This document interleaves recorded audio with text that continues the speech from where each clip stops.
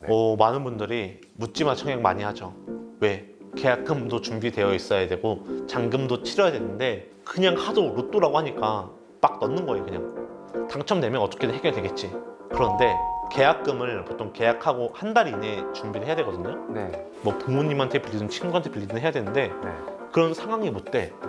제가 실제로 본 케이스인데 네. 그래서 청약 당첨되었는데 포기한 사람도 있어요.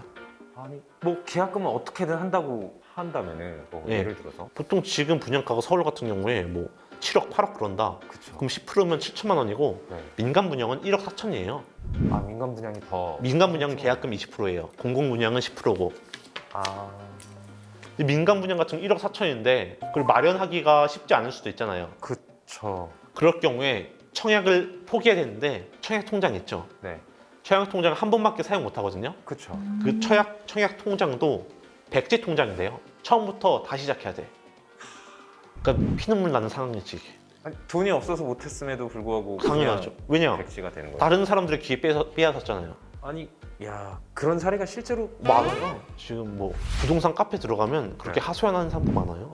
아니 그런 건 뭐예요? 중도금이나 뭐 주택담보대출 원리금 상환? 그러니까 계약을 치르고 나면 준비를 해야 될 게 중도금이거든요. 네. 계약금 치르고 그 다음에 중도금 내고 마지막 잔금 이렇게 가는데 네. 중도금도 이제 건설사 통해서 건설사 집단 대출이 들어가요. 네. 근데 그게 전부 다 해주는 게 아니라 네. 일부분만 해주거든요. 네. 예를 들면 5억이면 네. 40%인 한 2억 정도는 해주고 네. 20%인 1억은 자기가 잔압을 해야 돼. 그러니까 자기가 준비해서 납부를 해야 돼요. 그것도 계산을 해봐야 되고 네.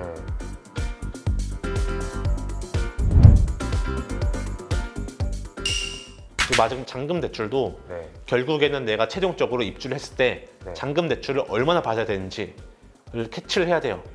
그래서 원리금이 나오잖아요. 원리금 내가 매달 얼마나 갚아야 되는지 그 네이버에 물어보면 돼요. 네이버에 대출 계산기 치면 바로 메인에 뜹니다. 대출금이 얼마고 금리가 얼마고 갚아야 되는 상환 기간이 얼마고 그리고 조건들을 검색해서 입력해서 들어가면 한 달에 내가 부담해야 되는 원리금이 나오거든요. 네. 그 금액이 내가 충당할 수 있는지 그걸 체크해야지. 이런 것들을 모르고 했다가는 통장 날리고 네. 대출도 안 나와서 무리하게 대출 받았다가 또 이자 그리고 또 청약이라고 해서 돈 번다고 생각했는데 돈도 못 벌고 그럴 수도 있죠. 그리고 또 그것도 봐야 돼요. 최근에 뭐 북서울 자이 아파트도 분양을 했는데 그게 분양가 상한제가 안 걸려 있어요. 네. 근데 보통 로또 청약이라고 하는 거는 분양가 상한제가 걸려 있어서 네. 처음 시작할 때보다 네. 주변 단지보다 네. 분양가가 싸다라고 네. 해서 로또 청약이라는 건데 네네. 분양가 상한제가 안 걸려 있는 지역은 한번 잘 생각해 봐야 돼요. 그 가격이 적당한지. 더 비쌀 수도 있는데 네. 이게 합리적일까? 네. 특히 요즘 아파트를 되게 그렇죠. 인기 많았잖아요. 지금도 인기 많을 텐데 네. 아파트 같은 경우는 분양가 상한제 대부분 안 걸려 있거든요. 네. 그래서 오히려 그게 더 비쌀 수도 있어요. 지금 분양하는 게. 아 청약만 됐다고 네. 무조건 좋아할 건 아니네요. 청약도 괜찮은데 해야지. 지금도 미분양 나는 데 있거든요. 아 네 맞아요. 서울에 미분양이 생겼다고. 근데 보통 지금 나오는 건 보통 나홀로 아파트나 그런 데 많이 나오는 건데 네. 그거 잘 따져봐야 돼. 무조건 청약이 좋다. 그건 아니에요. 그러면은 이쯤에서 궁금해지는 게 작가님은 한 번에 아파트 청약이 당첨되셨다고 하셨어요. 정확히 말하면 2번. 두 번이에요? 예. 첫 번째는 좀 테스트 겸으로 든 거고 아 어차피 떨어질 거라고 알고 있었으니까 왜 그땐 자녀가 없었으니까. 네. 네.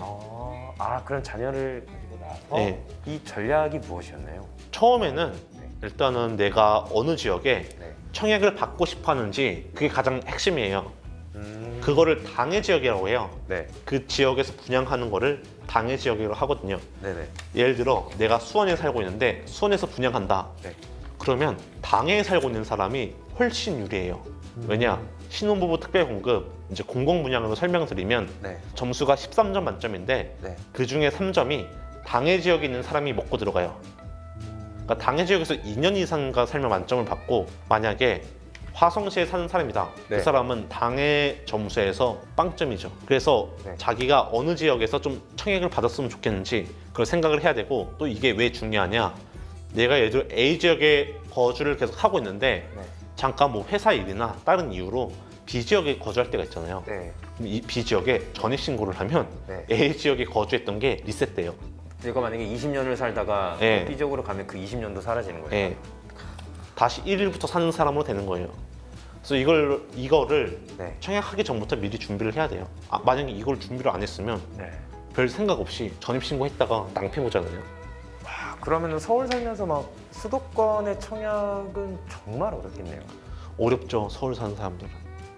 그렇다고 서울 사는 사람이 서울 청약은 더 어렵고. 그래서 이거를 진짜 욕심을 버려야 돼요. 서울 살면서 청약을 하고 싶다 그런 욕심을 좀 한번 고민을 해보고, 수도권 중에서도 공급 많이 하는 지역들 있잖아요. 3기 신도시라든가 네. 그런 데를 좀 전략적으로 이사 가서 하는 것도 하나의 방법이에요. 이사 가서 한 2년 정도만 살아도 그냥 전세. 실제로 하남 같은 경우에 네. 그렇게 하는 사람 많아요.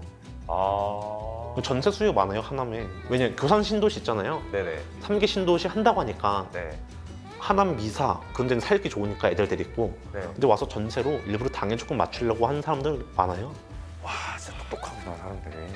저만 뒤처지고 있네요. 당첨 안정권이 방금 말씀해주신 그런 부분. 예, 아까 말씀드린 게 당첨 안정권 측면이고, 네, 그리고 이제 잔금까지 계산을 해야 된다. 그럼 어느 정도 확신을 갖고 난 여기 무조건 될 예. 거야라고 아예 목표를 뚜렷하게 잡고 해야겠네요. 청약을. 그렇죠. 내 점수로는 당첨될 가능성이 있어. 그럼 청약을 기다려야지. 네. 도저히 될 가능성이 없어. 네. 청약 포기하고 가는 게 나아요. 가능성이 있다 없다의 기준은 뭔가요? 신혼부부 특별 공급으로 설명을 드리면 네. 가산점이 있어요. 공공 분양 같은 경우는 13점 만점이고, 네. 민간 분양은 결국에는 자녀 수로 판가름 나거든요. 네. 그런데 지난 분양에 당첨 커트라인을 보니까 내 점수로는 턱없이 부족하다. 그러면 당첨 가능성이 없는 거죠. 그 커트라인은 어디서? 커트라인을 재밌는 게 네. 청약홈 사이트에서 청약에 대한 모든 걸 관장을 하는데, 네. 일반 공급은 커트라인 알려주거든요. 홈페이지 띄우는데 네. 특별 공급은 공개 안 하더라고요. 왜 그런지 모르겠는데. 그래요? 예, 그래서 이걸 어떻게 찾아야 되냐? 네. 저 같은 경우는 그 당시에 네이버 카페에 네. 내 집 마련 스쿨이라고 있어요. 내 집 마련 스쿨이라고. 네. 거기에 들어가면 보통은 무주택자분들이 거기서 많이 활동을 하는데, 네. 청약 발표일이 되면 사람들이 글 올려요. 후기 올려. 예를 들어 나는 10점인데 합격했어요. 또 어떤 사람은 저는 10점인데 떨어졌어요. 그렇게 추론할 수 있잖아요. 그러면 과거에 분양한 내역인지 어떻게 하냐? 청약 홈 사이트에 들어가면 네. 과거에 분양했던 공고문을 그대로 볼 수가 있어요. 그걸 보고 이제 내 집 마련 스쿨이나 네. 뭐 다른 SNS에서 네. 그 지역 커트라인 또는 그 지역의 아파트를 검색을 하면 커트라인 나오죠. 네. 예, 그거 보고 판가름 하면 돼요. 자기 상황하고. 쉽게 되는 건 저는 없다고 생각하거든요. 그래서 내가 그 지역에 당첨이 되고 싶으면 그 지역에 대해서 공부도 해야 되고, 앞으로 공급이, 청약 공급이 얼마나 있는지도 봐야지. 그 지역에 대해 당첨되고 싶었는데 공급 물량이 없어 봐요.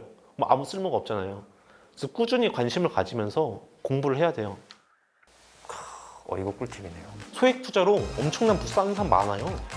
수십억 자산가 많아요. 소액 투자를 시작해서. 저도 지금 뭐 서울에 있는 재건축 아파트 뭐 5억, 6억 투자금 내면서 들어가고 싶죠. 근데 못하니까 소액 투자부터 시작하는 거예요. 지금 괜찮게 보시는 지방 지역으로.